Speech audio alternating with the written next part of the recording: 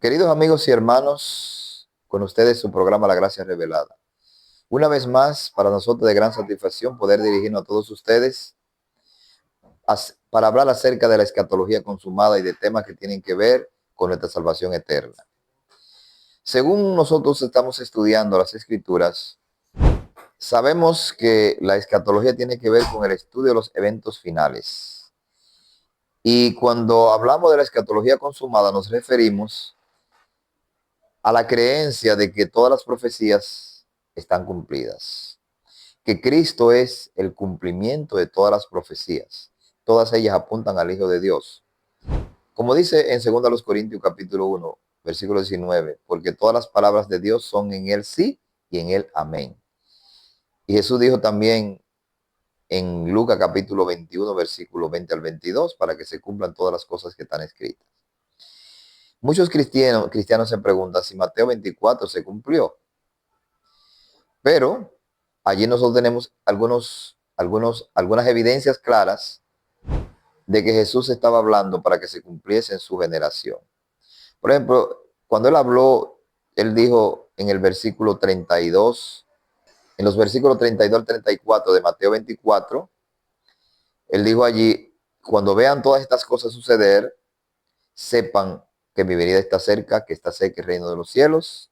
Y de cierto os digo, no pasará esta generación hasta que todo esto acontezca.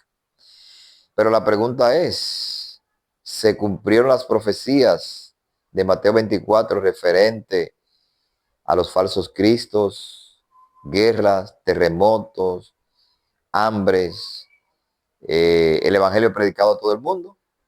Tenemos evidencia en el Nuevo Testamento de que esas profecías se cumplieron. Y vamos a ver alguna de ellas. Vámonos a ir al evangelio según San Mateo. Vamos a leer Mateo capítulo 23, capítulo 24, versículos 3 y 4. Estando él sentado en el monte de los olivos, sus discípulos se le acercaron aparte diciendo: dinos, ¿cuándo serán estas cosas? ¿Y qué señal habrá de tu venida y del fin del siglo? Respondió Jesús y le dijo: mirad que nadie os engañe. En el versículo 5 dice: porque vendrán muchos en mi nombre diciendo, yo soy el Cristo, y a muchos engañarán. Y lo repite en el 24, porque se levantarán falsos cristos y falsos profetas, harán grandes señales y prodigios, de tal manera que engañarán, si fuese posible, aún a los escogidos. Bueno, aquí vemos que Jesús le da una advertencia a sus discípulos de cosas que iban a suceder como señal. Le dijo: habrán falsos cristos. Bueno, cuando hablamos de falsos cristos, Jesús le está diciendo a ellos: miren, ustedes saben que Israel está esperando a un Mesías libertador, el descendiente de David, que está profetizado que se sentará en el trono de David para restaurar el reino a Israel, para libertarlo de todas las potencias extranjeras que lo dominan. Entonces ustedes no deben esperar que vengan, todo lo que vengan son falsos, porque yo soy el Cristo que viene a libertar a Israel, pero viene a libertarlo no en el sentido de la manera que ellos lo entienden. Entonces Jesús le está diciendo: si ustedes siguen a esos que van a venir diciendo, yo soy el Cristo, yo soy el enviado de Dios, yo soy el descendiente de David, que voy a sentarme en el trono y voy a liberar a Israel, voy a exaltar a Israel, ustedes van a perecer. Porque los romanos van a venir y van a sofocar esa rebelión. Entonces no lo sigan, que son falsos. Falsos Cristo es el falso Mesías libertador que Israel estaba esperando. Al no reconocer al verdadero, entonces aceptarían el falso. Como Cristo le dijo en San Juan capítulo 5, yo vine en nombre de mi Padre y no me creen, otros vendrán en su propio nombre y ustedes le creerán. Entonces Jesús le está diciendo a sus discípulos: ustedes no, ustedes están advertidos para que no lo sigan a ellos. Entonces, cuando nosotros leemos esos versículos, no tomamos en cuenta el contexto original. Y extrapolamos eso a todas las naciones, como que en diferentes lugares van a decir: no, es que las naciones no tienen que esperar libertador. Un Cristo en Israel Cristo era un ungido, la palabra ungido, el rey ungido. Claro, las naciones tienen siempre sus falsedades, pero Jesús está advirtiendo a sus discípulos para que ellos no perezcan con los judíos que iban a seguir a esos hombres, diciendo que serían el Cristo que vendría a libertarlo del poder de los romanos. Veamos un ejemplo de esto en el Evangelio, el libro de los Hechos, en el capítulo 5, libro de los Hechos de los Apóstoles, en el capítulo 5, a partir del versículo 34 hasta el versículo 38 o 37. Entonces, levantándose en el concilio un fariseo llamado Gamaliel, doctor de la ley, venerado por todo el pueblo, mandó que sacasen fuera por un momento a los apóstoles. Y luego dijo: varones israelitas, mirad por vosotros lo que vais a hacer respecto a estos hombres. Porque antes de estos días se levantó Teudas diciendo que era alguien.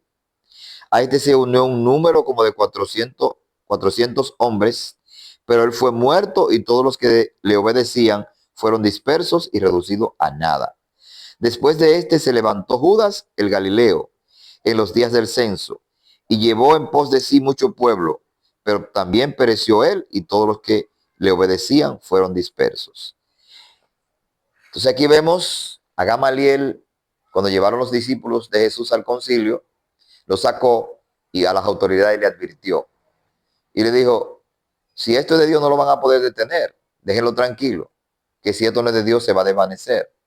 Y le puso el ejemplo de Teudas y de Judas el Galileo, hombres que se proclamaron ser el Cristo para libertar a Israel. Mucha gente le siguió, pero perecieron y murieron. Entonces eso es lo que Jesús le está advirtiendo a sus discípulos, que no le suceda a ellos. No es una señal del mundo entero de que en diferentes lugares apareció un loco diciendo: yo soy el Cristo. No, no, no, no. Jesús se está advirtiendo a sus discípulos en un contexto de que los judíos estaban esperando un libertador. Y ese libertador vino y ellos no lo reconocieron. Entonces, estaba destinado a fracasar cualquier intento de derrocar el imperio romano en ese momento. Eso estaba determinado por Dios para una época posterior. Pero le dijo a sus discípulos: no lo sigan porque van a perecer. Sigamos viendo ahora en el libro de los Hechos, pero en el capítulo 21. Vamos al libro de los Hechos, pero en el capítulo 21. Hechos de los Apóstoles, capítulo 21. Otra vez se vuelve a hablar de alguien que se levantó pretendiendo ser un libertador. Versículos 37 y 38. Cuando comenzaron a meter a Pablo en la fortaleza, dijo al tribuno: ¿se me permite decirte algo? Y él dijo: ¿sabes griego? ¿No eres tú aquel egipcio que levantó una sedición antes de estos días y sacó al desierto los 4,000 sicarios? Entonces aquí vemos al tribuno que llevaba a Pablo, lo llevaban los guardias, y él le dijo al tribuno: ¿se me permite decirte algo? El tribuno dijo: oh, pero tú sabes griego.